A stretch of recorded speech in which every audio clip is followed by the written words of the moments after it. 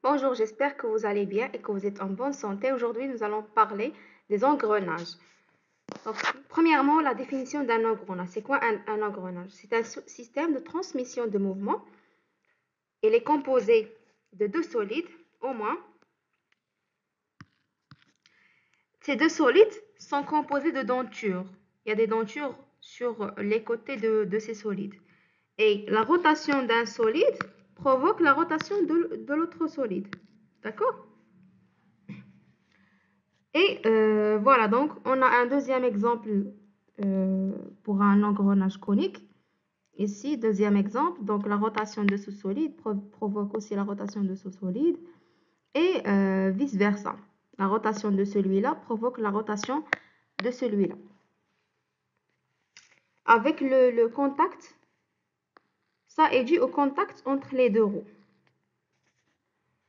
Voilà un exemple simple d'engrenage, c'est le système différentiel.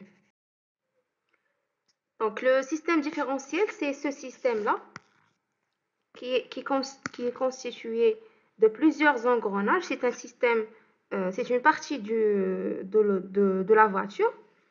Et ce système permet de transmettre le mouvement du moteur vers les roues et avec des vitesses différentes. Il est utilisé, par exemple, lorsqu'on est dans un virage et les roues doivent tourner à des vitesses différentes. Donc, le référentiel permet de modifier la vitesse des roues, de donner deux vitesses différentes pour effectuer le mouvement. Et ça est dû au rapport de transmission qu'on va voir par la suite. Maintenant, on va parler du système. Donc, on a dit que les engrenages sont un système de transmission de mouvement. D'accord? Donc, ce système, c'est une boîte noire. Il y a une entrée, une sortie. L'entrée de ce système, c'est l'axe de rotation, la vitesse d'entrée, le couple d'entrée. Ça induit la puissance d'entrée qui est le couple fois la vitesse de rotation. Et ça va donner en sortie un axe de rotation, une vitesse de sortie, un couple de sortie. Et une puissance de sortie qui est le couple de sortie fois la vitesse de sortie. Ce système, il a pour rôle de changer soit l'axe de rotation, soit, comme l'exemple de tout à l'heure, on a un engrenage conique. Donc au début, l'axe de rotation, c'est cet axe, et on le change dans cette direction perpendiculaire. Ou bien la vitesse de rotation, ou bien le couple de rotation. Comment? Si, d'abord, le rapport de transmission. Le rapport de transmission, c'est la vitesse de sortie sur la vitesse d'entrée. Soit en radians, soit en tours par minute.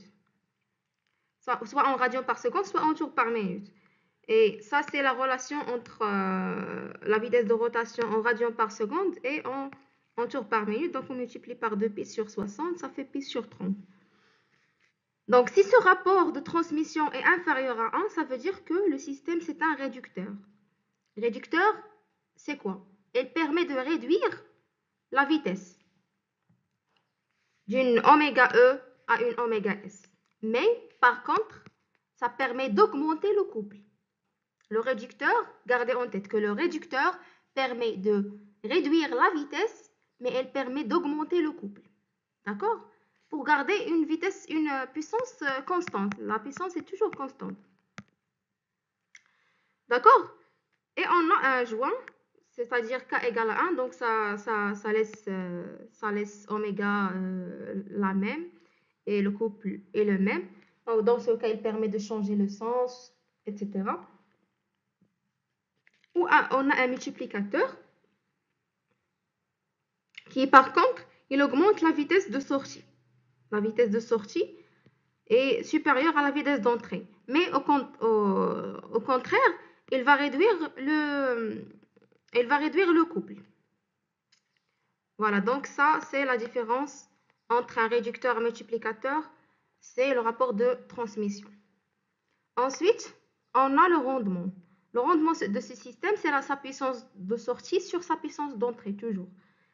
Et donc, on remplace, donc ça fait le couple de sortie fois oméga de sortie sur le couple d'entrée fois oméga d'entrée. On dit que un système, il est parfait, il a un rendement égal à 1, donc la puissance d'entrée égale à la puissance de sortie. Le calcul du rapport de transmission pour les roues. Lorsque vous avez un système et que vous avez accès à sa vitesse de sortie et à sa vitesse d'entrée, donc vous avez une idée du rapport de transmission. Mais par contre, on ne va pas attendre jusqu'à faire la fabrication de l'engrenage et tester-le, mesurer la vitesse pour savoir le rapport de transmission. On doit savoir le rapport de transmission qu'il faut avant de fabriquer le système. Donc pour ça, pour calculer le rendement d'un système, on utilise le nombre de dents de ce système ou le diamètre. Donc, dans un système à engrenage extérieur, ça c'est un système engrenage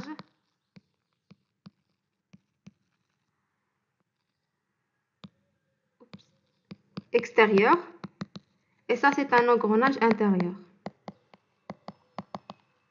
C'est-à-dire les deux roues, elles sont séparées. Ici, la petite roue, elle est à l'intérieur de la deuxième roue. Donc, pour calculer le rapport de transmission, pour l'engrenage extérieur, c'est toujours moins ZE sur ZS. C'est l'inverse. Ici, on a oméga S sur oméga E. Ici, on a moins ZE sur ZS qui est égal à moins DE sur DS. Avec D, c'est le diamètre. Le diamètre des roues.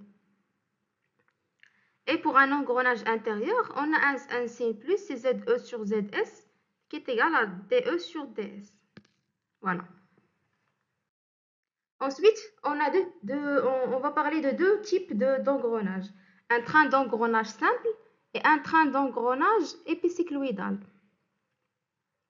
Pour les trains d'engrenage simple, c'est quoi la définition en premier lieu? C'est une succession de plusieurs engrenages, c'est-à-dire vous avez un engrenage, un premier engrenage, un deuxième,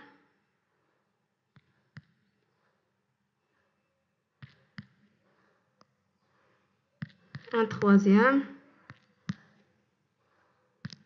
etc. Ça, c'est un engrenage simple.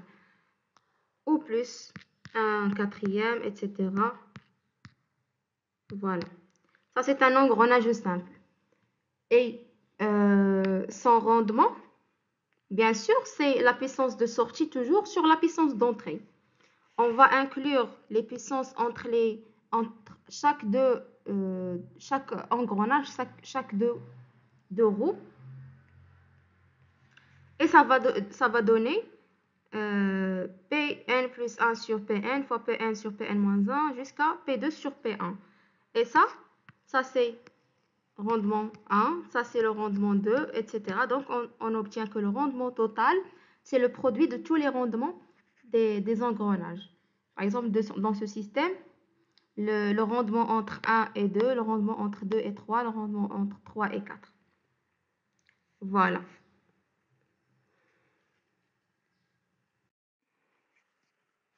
Donc, pour le rapport de transmission, aussi, c'est la même chose. C'est plus ou moins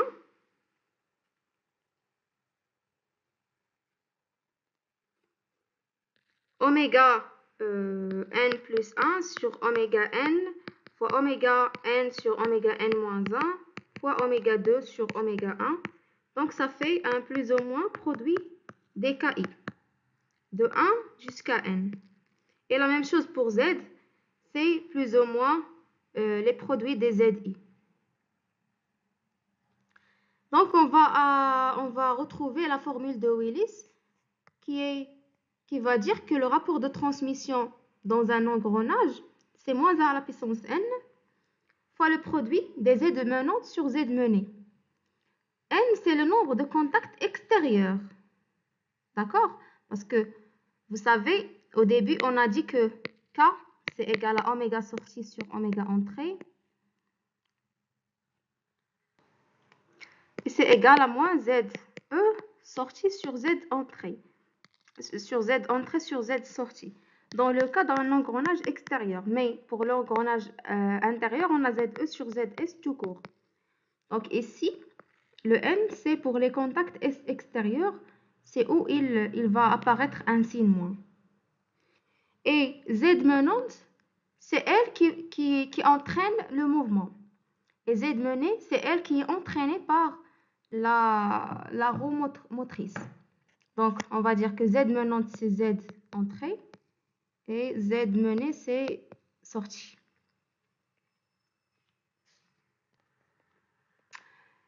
Ici, pour les engrenages coniques, on a dit que dans les engrenages coniques, on change l'axe de rotation. Donc, on va en parler par la suite sur des exercices, comment déterminer le rapport. Ensuite, le deuxième type, c'est les trains épicycloïdaux. Déjà, par définition, ce sont des engrenages dont les axes de roue dentés ne sont pas tous fixes entre eux. Voilà. Contrairement à un train simple où les axes de rotation sont fixes. Pour les composantes, le train épicycloïdal est composé des solides suivants. Le solide en vert, c'est une couronne. Le solide en bleu ciel, c'est un porte-satellite.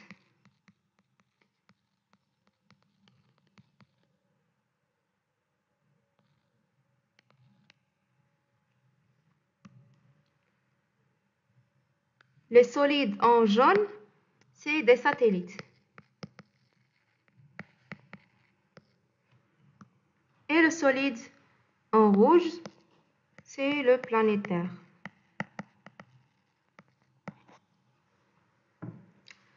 Pour le calcul du rapport,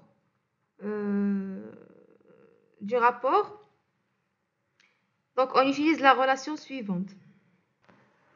On note le solide 3, c'est le porte-satellite. Le solide 1, c'est le planétaire. Le solide 2, c'est la couronne.